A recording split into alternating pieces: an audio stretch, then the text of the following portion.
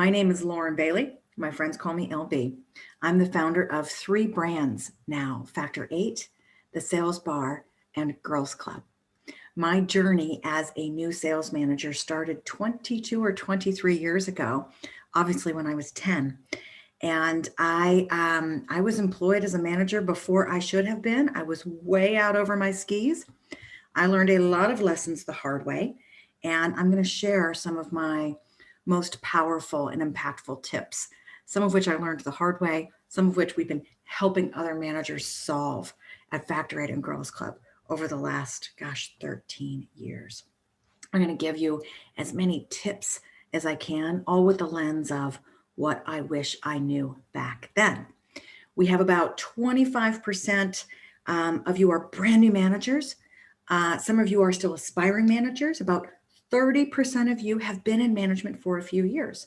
So I'm going to try to talk at multiple tip levels. And my tenured managers, I hope you will light up the chat with your insights as we go along. Cool. Let's see if there's anything else I need to talk about. Let's look at what we're going to cover. So a few words of wisdom and hilarious failures I'm going to share with you.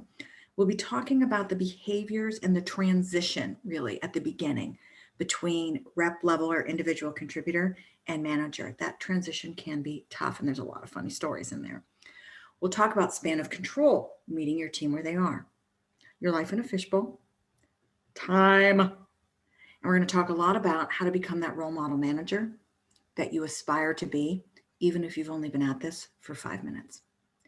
At the end, I'm going to invite you to join me in a boot camp where we're bringing together 3 of our most popular courses from Girls Club in that boot camp that we've done, but we're opening it up for anybody. So guys, that means you too, you finally have access to the same sort of program as Girls Club. So let's jump right in and open up your chat. According to CEB, what % of new managers fail? Type it in for me. What a horrible way to start. Welcome to management. You're about to fail. I see a lot of 60s, 40s, 25, 68 with some expletives, 40s, 30s, 55, 25. Thank you everybody for playing. You know what? My first folks got it right straight off the bat. 60% fail within 24 months. That hurts, right? Sort of like you just decided to open up a restaurant and finding out that most restaurants fail in the first 2 years. Same thing. Is this the right path for you? Many of you have joined just to find that out, and we will dig into it. So according to CEB, they fail, we fail, because we weren't properly trained. Now, as a training vendor, I don't hate that statistic, but I'm more interested in what you think. So open up those chats for me again. Why do you think the majority of new managers fail? A lack of mentoring, a lack of training. I'm seeing a lot of training, a lack of expectations, not delegating, Leah asks. You're not wrong, girl. Unclear expectations, no training. They're overwhelmed. Yes, you're right. Becca has summed it up by saying their leadership, because guess what? Your leadership's in charge of your expectations, your mentoring, and your training, aren't they? A lack of understanding. We assume, James, thanks for this. Most companies assume that because someone was successful as an individual contributor, they'll be a good leader. And James, you nailed it. And that sums up all of the issues that we have here. The vast majority of us as leaders promote top reps. Listen, that's a good thing, right? We all want the chance to grow within our own companies. But it's only a good thing if we train them and help them and give some serious tactical skills about this new job. And that's where we focus here. That's the lane we're going to play in today and that we continue to play in at Factor 8. This is the number one reason I think that most new managers fail. It's because you were so damn good at being a rep. And guess what? You need different skills. We did a poll on LinkedIn that said, why do you think most managers fail? A lot of you played in the poll with us. We had over 100 responses. Number one answer on the board was, because I keep trying to do it all. And guess what? That's rep thinking. As an individual contributor, we are 100% in control of our life, of our paycheck, of our day, of our happiness at work. We can't control all our customers, but we can control everything else. And as a manager, we are blowing that up. The way to package this the best, I believe, is from a book called The Leadership Pipeline. It's like as old as I am, but I've never seen somebody do it better. So follow with me for a second. If you're multitasking, come back and look at the slides for me. What this says is that when you're an individual contributor, when you're a seller, you're leading yourself, right? And this is over time. So at the left side of this line, this is when you first start. You're a brand new rep. Remember how overwhelming that was? Remember how bad you were on sales calls? And then you progressed and you grew and you got better and better and better. About 2/3 around this line is quota, right? At the end of this line, super top performing rep. So somewhere between quota and top performing rep, boom, you decide growth is management. You go for the promotion. Maybe you were tapped, but guess what? The line doesn't continue in that direction. The line takes off in a whole different direction. The second thing I want you to notice is that it didn't take off at the end of the rep line. It took off back there at that orange dot somewhere around quota. What that means is that there are actually some skills and behaviors that served you, that made you the top performing individual contributor, that you have to go and unlearn to go in a new direction of management. That's really important, and we're going to dig into it on the next few slides. Let me give you some examples. When you are an individual contributor and then you have to move in a different direction, the different direction of management is going from managing self to managing others. It's things like planning work and assigning jobs and motivating and coaching and measuring performance and holding other people accountable. And guess what? It's not over. Because when you go from manager to director, you got to back it up, go in a different direction, and on and on and on.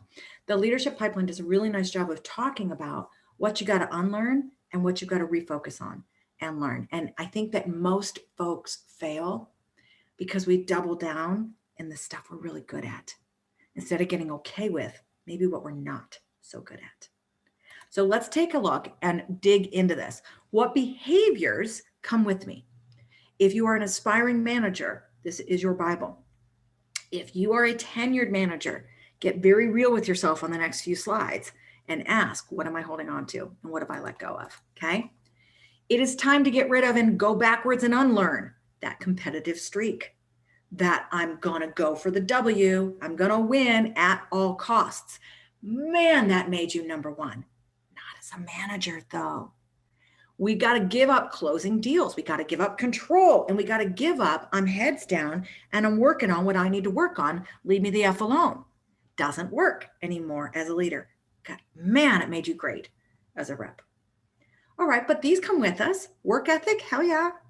The curiosity that made you so good at getting to know your customers is what will help you get to know your team. They are your customers now. The desire to help others. Bingo, right? We're helping our team now. Your ability to pivot, to learn, and to be coachable, you're going to use all of that in your first 6 months on the job. Tenured leaders, this is your chance to drop some more knowledge bombs in chat. Give me a keep colon or a drop colon on behaviors, maybe a big aha that you've had over the last few years. I'm going to move on in the meantime to skills. What do we got to drop? What do we got to keep? Every single thing on the drop list is a sales skill. Man, you spend a lot of time getting good at those. And you'll use it a little bit in your coaching. But it's more important that you developed coaching skills. Okay? We're going to get to the new skills to develop in a second. The skills you can take with you. If you are great at asking questions, and that's what's made you a top rep, it's going to make you a top coach. If you are a wonderful listener, your team's going to love it. The fact that you could organize and get through and manage your day will help you survive in management. Those are critical. We'll talk about those in a little bit. Negotiation and overcoming objections. Hell yeah. You're just doing it with your reps instead of your customers. And of course, that follow through that helps you always get the deals out is what's going to help you get your deliverables done in time to your boss.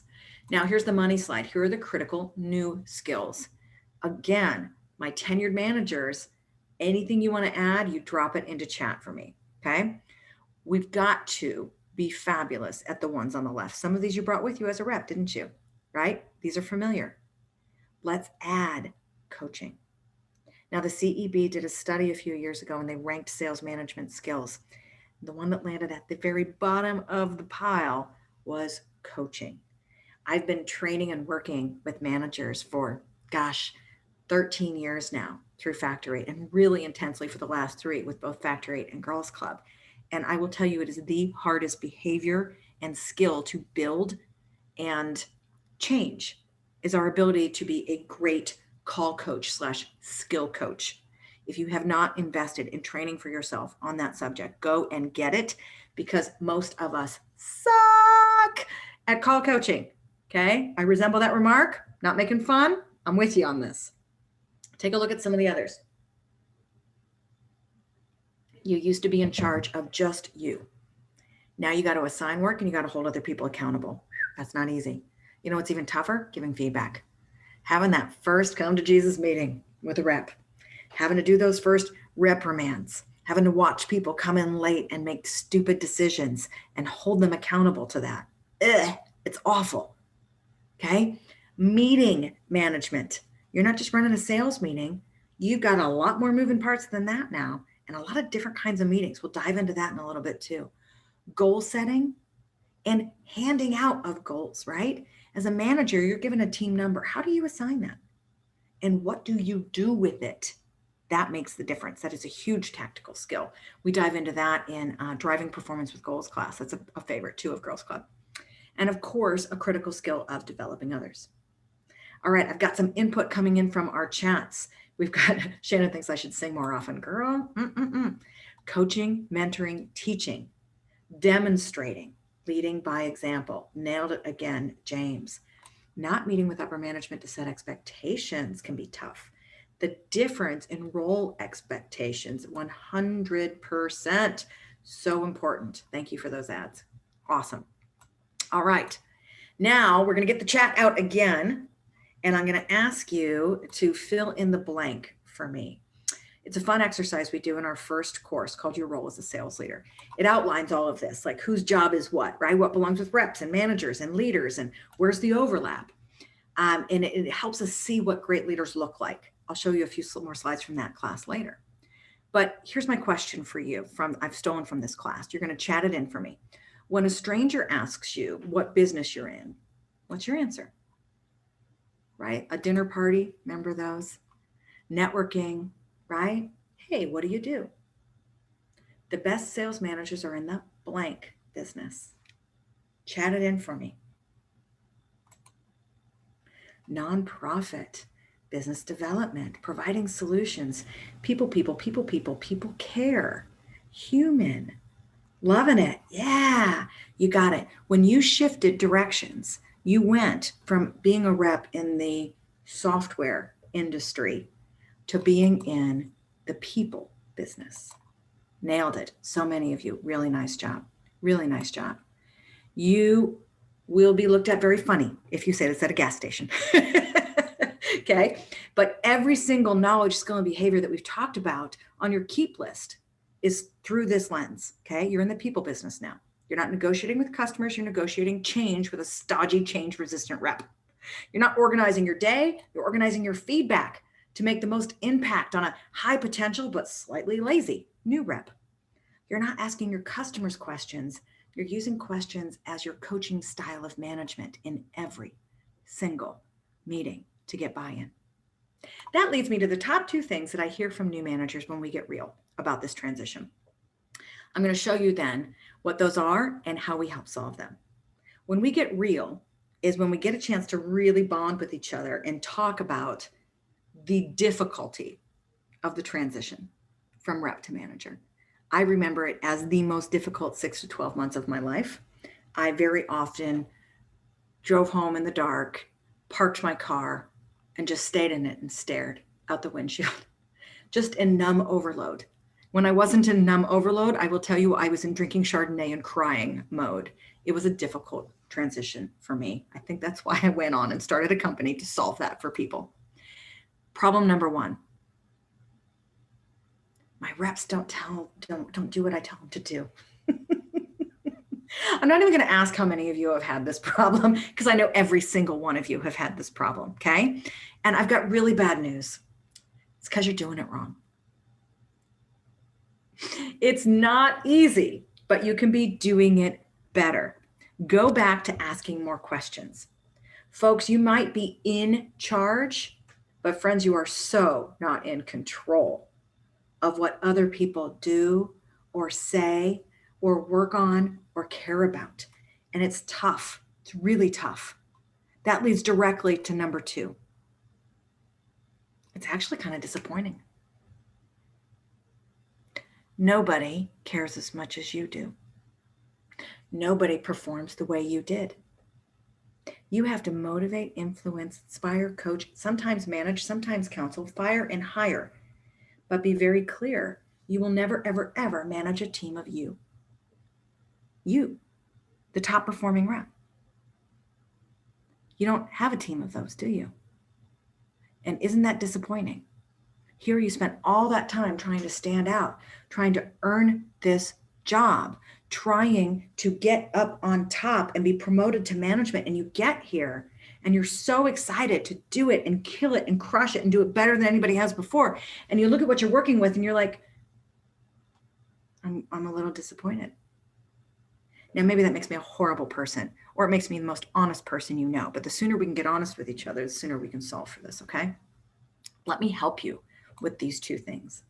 First and foremost, I'd like you to write this down, possibly on your mirror, possibly on every surface of your workspace. You cannot control how much other people care. And when you care more than they do, it causes a problem. You were a superstar. You are a superstar. Most of the rest of your life, your teams will not be. Sometimes you have to give up on people. Not because you don't care, but because they don't. Find your span of control. Stay there. Then go home and do something fun. You cannot care more than they do, but you are hardwired. You care so much. That's how you got this job. Some people aren't in the same place in their lives. Maybe that's because of age. Maybe that's because of influence. Maybe that's because they care more about what's going on at home. Maybe they've got it right and we've got it wrong. Either way, you care more than they do. Stop. There will always be a bell curve on your team, okay? You guys have seen this before when you took quantitative statistics back in math class. The bell curve says in any group of people, they're going to eventually look like this. The vast majority of your team will be in the B and C range. You were an A, right? That makes sense. Newbies are the N up there, and I have them off the graph because it's not fair to place them yet. They may wind up being a top performer. Right now, their quota's down there with your D's and C's, but that's because they're just getting started. You will always have a bell curve. You will never have a team of all A's. That is hard to get your head around, but the sooner you do, the more you can manage your own expectations and meet your team where they are. Cool? Here's another truism. You will make your number and your commission check every single month on the backs of your B players. So don't hate and don't kill yourself trying to make them A's. You can't have all A's and you can't get other people to care as much as you do. That is like nailing Jell-O to the wall.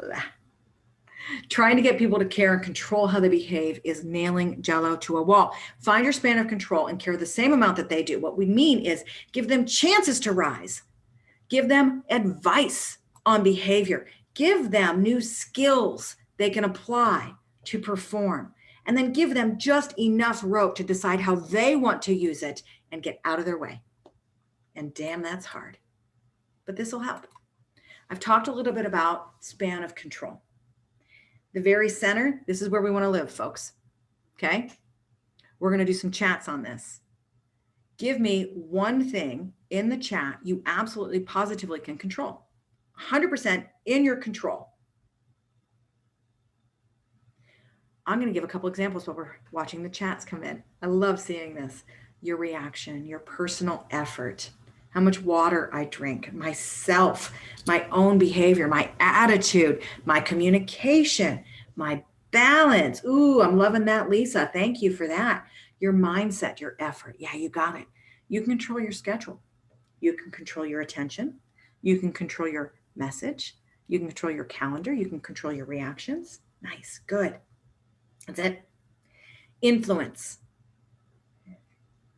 You don't own this, but you're going to spend most of your energy and effort trying to change things in this circle. This is where your team sits, guys. You influence, you do not control. The number 2 voted mistake in our LinkedIn poll about new manager F-ups was I came in too hard. I came in thinking I was in charge and I was going to show everybody I was in charge and I was going to control it. And then I cracked and crashed and burned. You can influence your team's level of confidence. You can influence their activity. You can influence their focus. You can influence their skills. You cannot control them. Concern. This is the stuff you got no play in, but it keeps you up at night. And your job from here on out is to identify these and try to get rid of them. I'm concerned about my number. I'm concerned about Bobby's work ethic. I'm concerned about Susie's attitude. Not a thing you can do about it. Let it go. Everything else is outside of that, right? The price of tea in China, gone. Let it go. So here we go. Where is your boss? What circle do you put your boss in? Chat it in for me.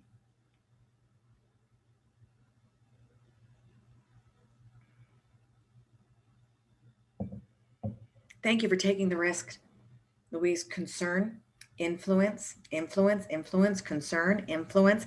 It's somewhere between there, isn't it? Right? We certainly know, well done, everybody. You sure as hell can't control your boss. We know this, right? Can you influence your boss? I think so. Can you always? Nope. Will you be concerned about what your boss is thinking and doing and feeling? Probably, right? So figure out what parts are in influence and what parts are in concern. And that helps, okay? Where is marketing? The marketing department's branding and advertising and lead generation. Where are they? I'm seeing influence. Yeah. For some of us, it's just concern. For most of us, it's influence. You've got it, you guys. So here's the hard part. What's hard that in frontline management, you have the smallest span of control and influence, but the most direct responsibility for the number. And the number is 10 times the number it was when you were a rep. Then you go out into the world armed with a team of people who care less than you do, and welcome to management. I'm not painting a great picture, am I? So it bears reminding. We chose management because watching someone on our team win feels incredible. And it's a feeling that's worth chasing over and over and over again, okay? If this isn't why you got into management, you may have to re-examine. If you're thinking about management and when you think of it, it's the money or the title, I beg you not to go there, okay? You probably won't get past management because you don't have the love of the game. I'm here to tell you frontline management is the toughest of all of the leadership positions. That's great news. If you're on a career track, this is the hardest. The rest of them get easier. It is literally the busiest job in the entire world, and your pay per hour goes down. Your stress per minute goes up, and your alcohol bill will double. But this right here, this slide, this is what makes it all worthwhile. And yes, the influence goes up as you rise up, and the paycheck goes up as you rise up, and you are paying your dues. And you've got to decide now, I'm going to stick it out past 2 years, and I'm going to be awesome at it. And now I'm going to jump into some tips that I think will make the biggest difference with the smallest effort. Number 1, let's go back to that first challenge that new managers share with me. My team never does what I tell them to do. My kids don't either. It's the same, all right? Let's work on that. The number one thing I can give you is this formula to get behavior change and sustain it. Okay. Seriously, you guys, you can't be the boss, the trainer, the manager, the coach, and the report runner, the contest facilitator, the dashboard administrator, the customer service manager. We've got to leverage resources. And here is what I recommend. Okay. When you're looking for behavior change, you start by introducing it. There's a meeting, right? And the meeting says, guess what? There's this new change coming. A meeting is used to present new information. It covers the who, the what, and the why. This is the company line. Leverage your boss for this. Kicking off something important, go get a title. Don't just do it in an email. Have a meeting, make it important, make it a big deal. This is typically one way. There's a little question and answer, but it's hello, announcement time. Next, you're going to repeat this, but you're going to train on it. Okay. Far too many people think telling equals training or coaching equals training, and it's not. Training is where they develop the new skills and the behaviors to make the change. It's not what focused, it's how to do it focused. And even more, better training isn't just how to do it, but when to do it. Where on the job or in the sales cycle do I apply these new skills? There is practice, there is role play. It is learner-led and facilitated. A leader talking is not training, and you will not see behavior change. And guess what? There's still a third step. That third step is then the coaching of the behavior. And this is where I want you to play. Leverage experts for the training, leverage your training department, leverage vendors, leverage other people for meetings and trainings, and you get damn good at the coaching side. Coaching happens after the training and where you give them custom feedback on how it's going. I asked you to sit on your head every time you make a call. We taught you how to sit on your head. We looked at what sitting on head looks like. We saw and we practiced. Now you're on the job and I'm watching you sit on your head and I'm going to give you some feedback about how that's going. You're doing a great job, but go a little to the left, go a little to the right. That's the coaching. Coaching isn't what, right? It isn't how as much as it is when, and small tweaks in the application are the how. If you want to define the difference between coaching and training, in skill coaching, an actual call is present. So either you were on it with them or you listen to a recording. If you don't have recordings, start campaigning now. Coaching is never more than 2 or 3 people in the room. It's best when it's one-on-one and it's two-way. Coaching is question-based. So to get somebody to really change and sustain a behavior, we have to tell them about it in a way that's a big deal. We have to train them how to do it, when to do it, what good looks like, what good doesn't look like, actually apply it. There's knowing it in theory, and then there's being able to do it, right? My kid thinks he's a skateboard star because he's watched people do it. I know how to do that, right? He gets on, he falls off, he's bloody. Oh, whoops. Well, there wasn't any training in there. He thinks watching a YouTube video is training, right? Sort of like we think telling a rep how to do something or to do something is actually going to work. Then we follow it up. So at Factor 8, one of the secrets of success we've found in the last few years, and it's taken a while to figure this out, you guys, is that we do 1 skill a month.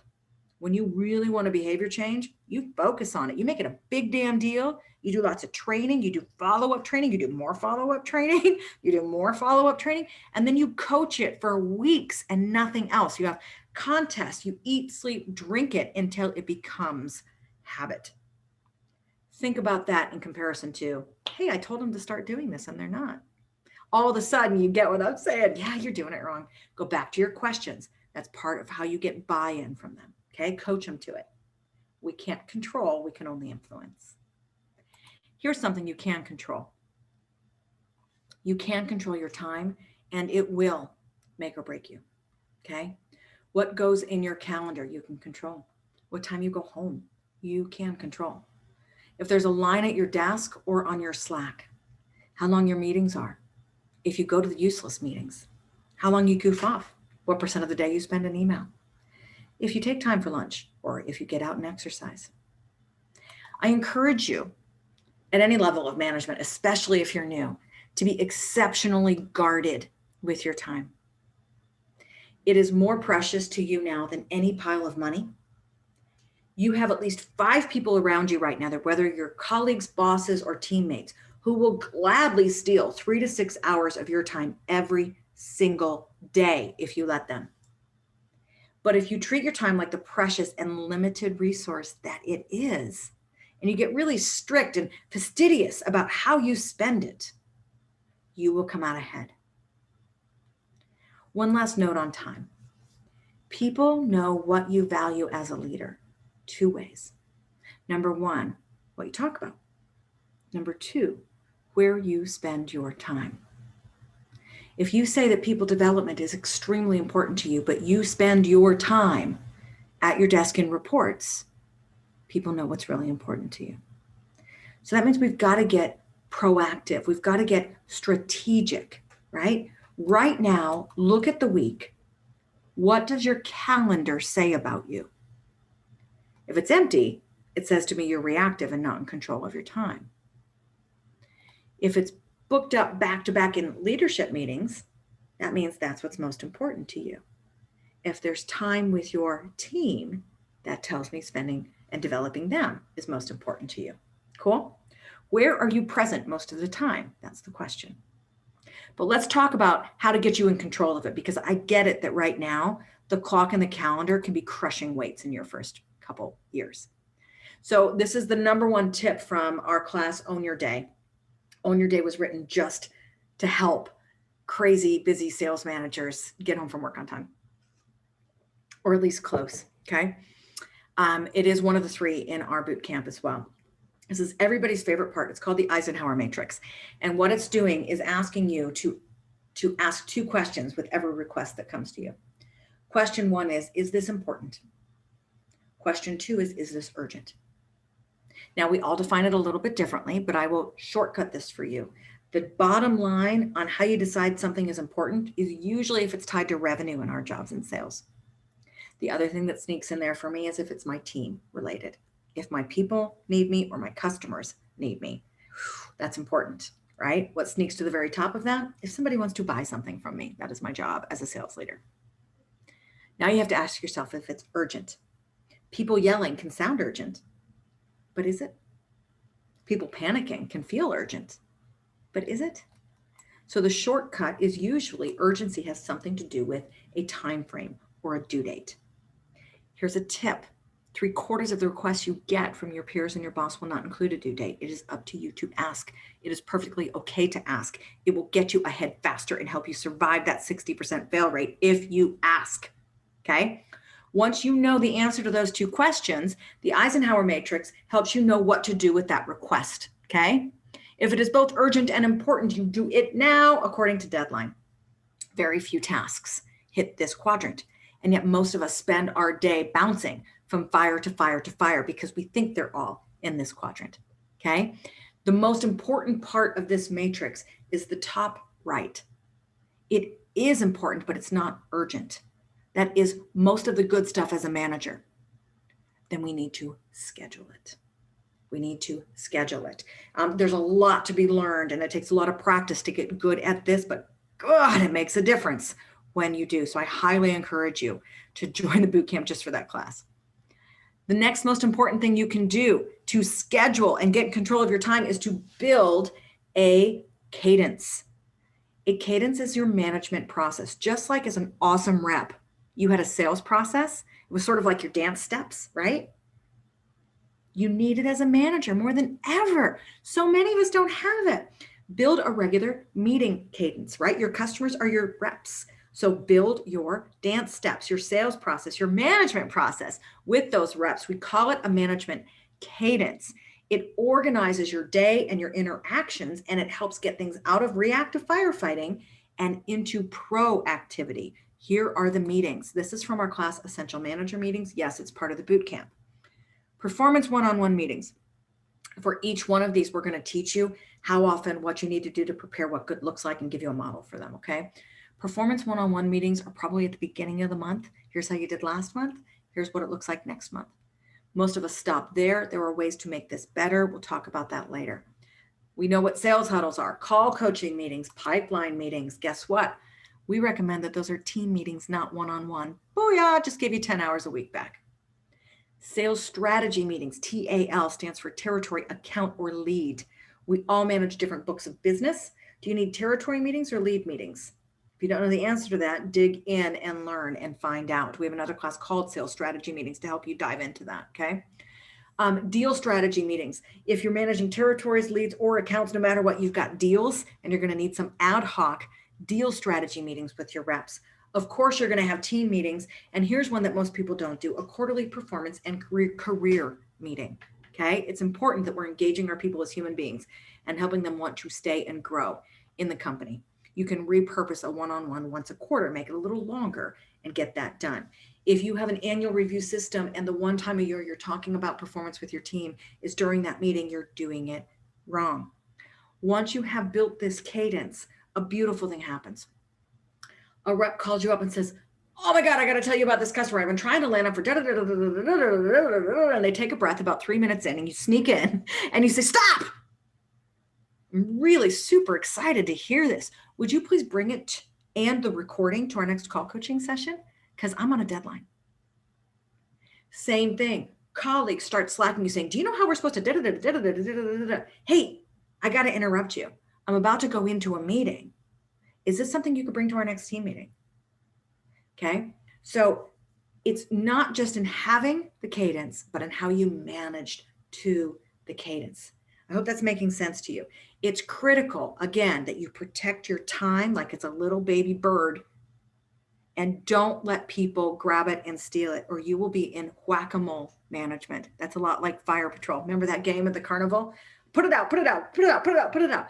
But when you do that, what you wind up doing is managing fires, emails, and deals, which means you look a lot like a glorified rep. Okay? Be better than that. Let's get proactive with our time so we can get to the good stuff and the strategy. It's a lot. At the end of building your cadence, your calendar is going to be filled with the right interactions, with the right amount of time with your rep, so that you can get back in charge of your day. And 90% of your interruptions can be pushed to those meetings, delegated to someone else, or just completely deleted. You're going to teach them how to work with you. It's like having a filing system for the first time at your desk, okay? Let's change directions to another hot mess and a big reason that managers can fail. You in a fishbowl. It's easier now that we're out of the office, but harder in other ways too. When you first make a move to management, everybody's watching you and everybody's judging you. Now, wouldn't it be so much cooler if I told you you just feel like that? It's not true. That's not true. It's true. Sorry. It's true. Okay. And unfortunately, it means there's some things you can't do anymore. You got hired the exact same time as your buddy. You've come up together. You go to lunch together every day. You don't get to do that anymore. Well, everybody knows that Billy's my best friend. I'm just doing what I used to do. That's what I hear most often. I'm sorry, that's not allowed anymore. You can go to lunch with Billy, and then you're going to go to lunch with every single other person on your team. And then you get back to Billy. Because even though you're a fantastic manager and you might not even be directly managing Billy, everybody's complaining about the fact that Billy's now your favorite. Billy gets leads from you when he's not allowed to. So the sooner you get the vision of, everybody's looking at you and watching how you manage and watching what you say, the better. Now, I don't mean to scare you from management. It's just a harsh reality. And it doesn't mean you have to always even care.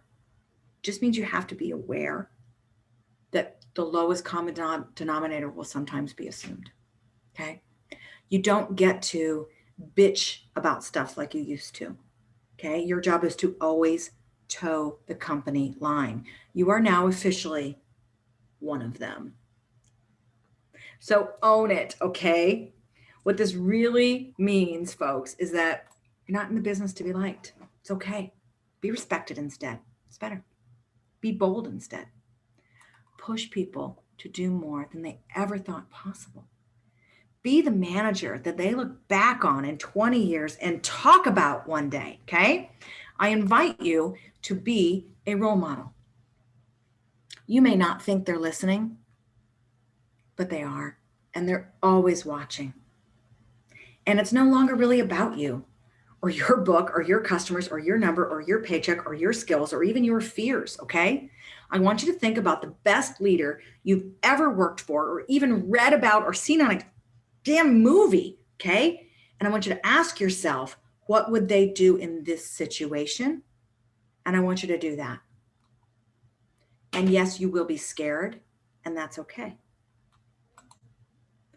Bravery is not the absence of fear. It's feeling fear and doing it anyway. It's why superheroes put on a cape and mask. They go suit up because it helps us change personas. It helps us get out of our own head when we're nervous about coaching the super tenured, awesome rep that we always looked up to and now we're in charge of. And we suit up and all of a sudden we feel like the role model that we're picturing, right? My suit's a little different. I call them my big girl pants and I got to put them on. Even now as the president of a company, I got to put on my big girl pants sometimes. I want you to just be honest and know that fear is normal, but we can't let it be debilitating. Okay.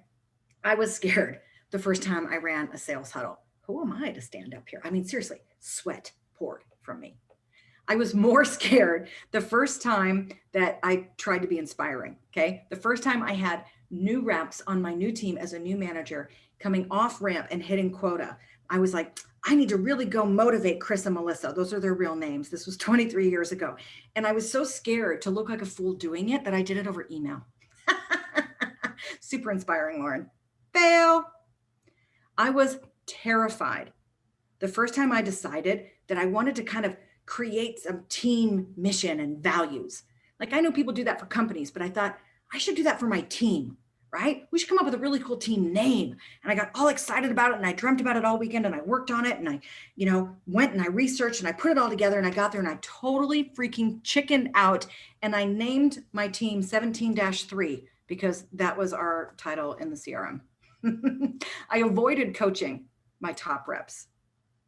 And if you didn't or haven't felt some of this, you're either lying or frankly, you need to aim higher, okay? If you can't remember being scared about this stuff as a new manager, then I invite you to aim even higher. And I'm going to give you some ideas in a couple slides. Here's what I want you to remember. You guys, just remembering all that, I got warm. Courage. The step between bravery and confidence is courage. Courage is standing in the fear, okay? Nelson Mandela says, I learned that courage is not the absence of fear, but the triumph over it. The brave man is not he who does not feel afraid, but who conquers that fear. And the way you do it is saying it out loud, okay? Tell your mentor, tell your wife, tell your dog that you're nervous about speaking up in the meeting. When you shine a light on fear and you give it a name and you say it out loud, something awesome happens. It begins to disappear. Now I think of it this way. I sure wish I had seen this quote when I was 24 years old. When I feel fear, I use it as a signal that something amazing is about to happen. Gloria Steinem said something really important is about to happen. For me, I start to feel a little nauseous. I shake a little bit. I sweat a little bit. It's your body telling you to run away. When you feel it next time, use it instead to lean in. All right? Something awesome is about to happen. You have an opportunity to be a role model leader, to shine. So what can you shoot for, right? If you're not nervous about huddles and meetings and coaching and that sort of thing, if nothing I said made you nervous, let me show you where to aim, okay?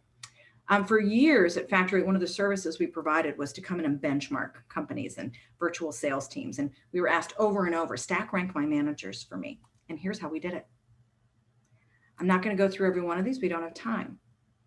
If you have a question about one of these, save it and we'll get to the questions in a minute. The top performing managers who were ready to be promoted to director ramped their newbies faster. More of their team were promoted to management. They had the lowest attrition rate. Yeah, they hit their number, but it wasn't just percent to quota. It was percent of their team to quota. They didn't work in metrics. They worked in leading indicator KPIs. Their team had a development culture and a very clear cadence. Here's another view. We look at young managers And that's what this class is all about, getting through that phase and doing it with hard tactical skills that are going to help you survive your first 2 years. Developing managers, these are the ones that are on their way to greatness, and the strong managers who are ready to lead at the next level. Okay. A young manager is going to look at activity, right? Get on the phones, dial the phones. It's noon. You've only got 30 dials. Fix it. The developing manager knows that it's not about getting a dial, because you ask for a dial, you get a dial, right? They look more at talk time. They look more at numbers of conversations. They look at average lengths of conversations.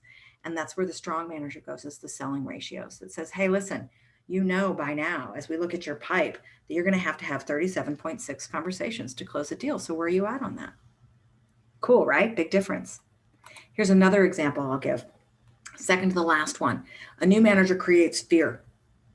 We better get this done. What happens if we don't go? Go, go, go. A developing manager creates stars. Everybody look at Becky. She's amazing. There's a role model. Let me make you a star. But a really awesome top of the heap leader creates a culture. That's harder to do, isn't it? Are you enforcing rules, developing a process, or developing people? That's another favorite one of mine here. Okay. If you get out of your lane a little bit, awesome. It's okay. Go for more. Here's one more way you can do that. This one's from our class, Driving Performance with Goals. It's not in the first boot camp. It'll be in the second one if you choose to stay with us. This, like, top of the company, right? CEO, we're setting a vision and a mission and a values. And this goes all the way down through your sales goals down to metrics. That's the very bottom of the heap, right? And if you see that right in there, it says a leader's playground is right in here. This is your influence area. This is your span of control. If you've already got your metrics, your KPIs, your behaviors, your actions, and your objectives nailed down, if you can translate your goal into all of those things so you can help your people be successful every single day, then I invite you to aim higher. Like I did that time when I tried to create a team mission. Go for this, right? I sat down and wrote a vision for my team at Factor 8, and I rolled it out to them. And before I did it, I was scared sick. I felt foolish. And now I find that my job is to repeat it on every single call. Before I even launched Girls Club to the public and my LLC came through from the business licensing, blah, blah, blah, whoever that is in the state of Arizona, I sat down and wrote our values and our vision and our mission. And it came out so clearly, it felt like divine intervention. And we were probably 10 times more successful, 3 times as fast, because I did it right the first time. If you've never developed values and a name and a mission and a vision for your team, go do it. But wait a minute, that's not your job. That's okay. Great leaders get out of their lane a little bit. My very first and favorite mentor of my entire career, his name was Bruce Myhawk. And he said to me, LB, if you're not pissing some people off, you're probably doing it wrong. It's okay. Ask yourself every single Friday as you close your laptop, what did I F up this week? And then be proud of yourself because you did well, okay? Even better, ask your team, what'd you screw up this week? Where did you try and fail? Because that's pushing it further. You want to go one more step? Tell your team where you tried and failed. And what we're talking about here is authenticity, okay? Authenticity is where true leadership lies. It's all about it, okay? It requires a certain measure of vulnerability, transparency, and integrity. This is one of my very favorite things in the world. Leadership is about authenticity. You be you, man. Be you with the faults and the fears and the gaps. I was 23 years old. Everybody on my team was older and had more experience in the industry, in the company, in the product, in everything, right? No business having that job. And I knew it so well that when I would go to meetings, I don't have them near me, I bought fake readers so that I could wear glasses and look older. I just want to hug that stupid little girl now, okay? Because now I need the damn things. I can't see without them, okay? Folks, be new. It's okay. Be nervous. You're freaking adorable. Nobody expects you to be a senior leader yet. Own your new card and play it often. And while you do it, be you. As Seth Godin says, let your freak flag fly. This is something I tell reps, but it's even more important as leaders. You know this. As a rep, you figured it out, right? Your customers buy from you first and the company second. People join companies and quit bosses. If you like to do calisthenics before a big day to get amped up, don't hide that stuff. Do it on video. If you have a happy song that you sing after a crappy customer call, sing it louder, teach your reps and sing it in the huddle. That sounds mortifying, doesn't it? That's where you get known. That's where you differentiate, combining your unique fabulousness with some bravery and some hard skills. This is the magic potion to being successful.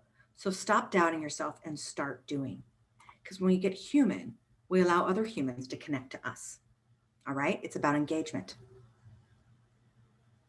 The goal of managing your people is not to get the sales. The goal is to get them engaged. Then the results are the sales. In a minute, I'm going to take some questions, so start chatting them in. First, I'm going to do this for the people who have to fly. We have a boot camp. If you like this stuff, I stole most of it from the 3 classes we're doing in this boot camp. These are the first 3 we already do in Girls Club. So if you're with me in Girls Club, we got you covered. Don't sign up for the boot camp. This is a chance for other people in your organization and the guys to be a part of this, all right? Here's what you need to know about the boot camp. It is for Sales Management 101. If you've been doing this 3 years, you may or may not need these skills. It's going to start April 6th and go through May 18th. It's going to move fast. We're going to spend a couple weeks on each course. Our 3 most popular beginning courses: your role as a sales leader, essential manager meetings, that's the cadence, own your day, that's the time management. Each of these is self-study, e-learning, but it's not normal e-learning. I think you'll love it. There's videos, there's tip sheets, there's so much in there, okay? It's interactive, it's micro, it's cool, it's served up on our platform called the Sales Bar. So we get very punny with course chasers and shots and happy hours, okay? We'll have 3 live trainings led by myself or Angela Salazar, our Girls Club trainer. You will be in a cohort of people so you can get to know folks and share stories and have some support. We are limiting it to 20. It is first come, first serve, 1 per company. It's $350. And your director gets free access so that they can hold you accountable and learn along with you. You will receive a certificate at the end of it, our Sales Management 101 Bootcamp certificate. There is a 5-question application to join. You find it at factor8.com/managers. Amy, or Kate, if you're on, chat that in. It starts in April, so you have plenty of time to get it paid for. Here are 2 slides to help you with that. If you haven't seen this before, you need to. Most companies, sadly, do not have a per employee line item for development. They got it for tools, baby. We spend 10x on tools than we do development. But in my experience in the last 15 years, when you go make a case to get a development budget, people say yes. So just because you don't have it doesn't mean you can't go and get it. The average spend per employee, according to training industry study last year, was $1,800 per person. That's the line item budget. The rule of thumb is that managers are typically double. So when somebody says, what, you want money for training? You say, industry standard is spend this much. There's a ton of studies, you can Google this, about what is the cost of not training. And here are the numbers you need to know. $50K is considered the hard cost. That is the cost to go and recruit somebody from the outside when the inside person fails. $4 million was put together by CEB and Lessonly, talking about the hard cost plus the soft cost. So depending on how ballsy you are, that's which number that you use for people. I'm ready to answer some questions from the chat. In the meantime, here's my contact information. If we're not already connected on LinkedIn, let's do it. We do lots of things like this. I would love to hear your feedback. This is how you get a hold of my company. If you've heard me talk about the Sales Bar or Girls Club or Factor 8 and you don't know what those are our web addresses. Boom, I'm going over to my next screen for questions. If you have to jump, thank you so much for joining us, and I hope to see you again. And I would love to hear your feedback on LinkedIn. Okay, I'm looking at chat for questions. Here we go. Oh, bless. I need training and my company doesn't budget for it. What can I do to help myself? All right, keep coming to this free stuff. But then you need to go and ask, right? You need to go and say, This is the percentage of people that fail. This is what most companies spend. Here's what I want to go and take. It's fine if it's not my stuff. Just go find something. Make your case for why, how much time it's going to take, and the budget you're asking for. You must go and ask. That's it. I mean, what's the worst that's going to happen? They're going to say no. Next one. I was just promoted to sales manager. My boss is trying to train me, but honestly, she's not the best boss. I love you already. She's a micromanager. So what do I do? That's a good one. All right. So nobody wants to piss off their boss and be like, thanks, but no thanks. You suck. That's not going to work, right? So a micromanager is, of course, going to tell you how to do every single thing. I think I've got a couple ideas, and I'd love for everybody else to chat into. The first thing I would recommend is that you listen to all of it and you write it down, because that makes a micromanager feel heard. And then you ask, what of all of this you just gave me in today's meeting, what do you think is the single most important thing I could and should do? And it's important to me to assert my style in this. So some of these suggestions I'm going to use immediately, and a few I might be more comfortable finding my own way. Is that okay with you? You've given me a lot of fantastic suggestions here. I'm repeating that, okay? You've given me a lot of fantastic suggestions here, and some of these I'm excited to implement right away. Others, I'd like to find my own style about. Is that okay? What on this list is most important and most critical that you think I need to implement immediately? And which others is it okay that I find my own way? I'll give you, I'll tell you what, let's make a deal. I'm going to do these two, but on these 6, I'd like to find my own way. Could we meet back here in 3 weeks, in 6 weeks, or whatever it is, and you can give me feedback on the results? See if that works. Yeah, I love that feedback that I've got over here in chat saying it's not just what you say, it's how you say it. Well done. Well done. Very good. I'm going to leave this open if anybody else has questions. Otherwise, I thank you for joining today. Take a look at some of the notes. Take a look at some of the scribbles that you made during this. Think back to what made you go, oh, yes. I saw it a couple times. Preach. What were those?